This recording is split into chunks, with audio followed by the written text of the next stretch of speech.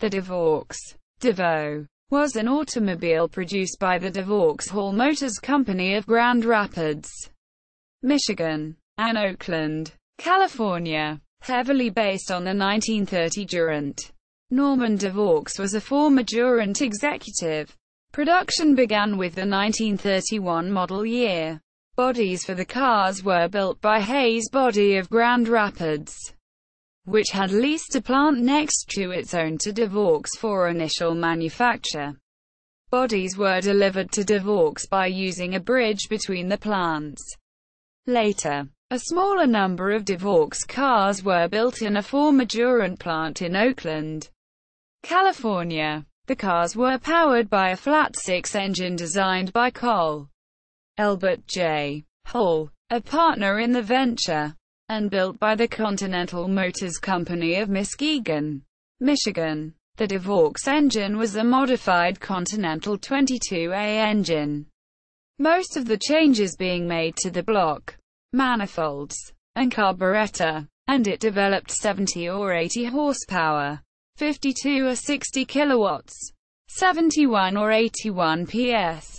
Sources differ. The Vaux was offered in one model only, the 675, and rode on a 113 in 2,900 mm wheelbase. Bodies were essentially the same as the defunct Durant, but got a minor facelift from Russian-born stylist Alexis de Sachnovsky.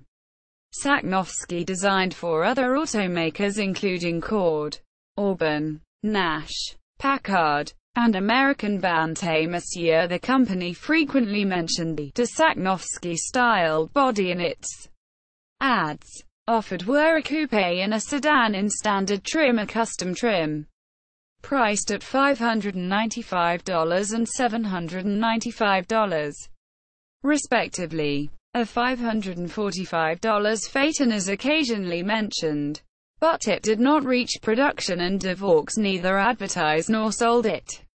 Production began in Grand Rapids on April 1, 1931, and the company claimed to have over 8,000 orders in hand.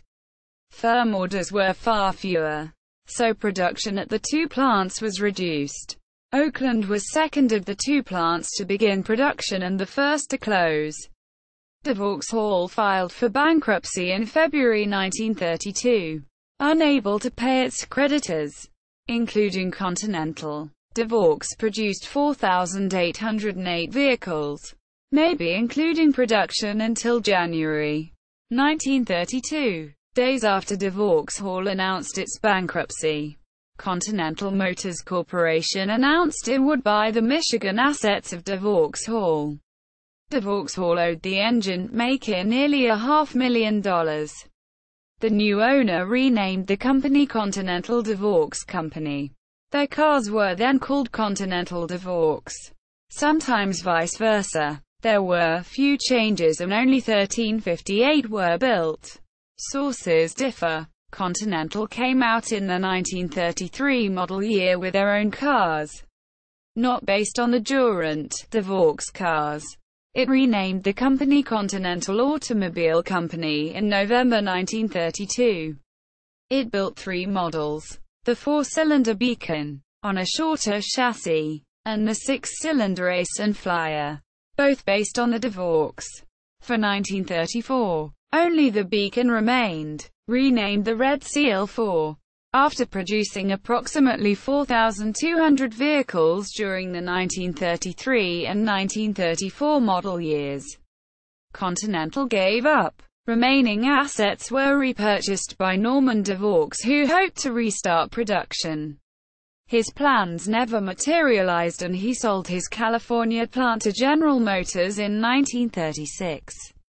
See also: Vaux Coupe. Sources: Bradford, Francis and Rick Diaz. Hall Scott.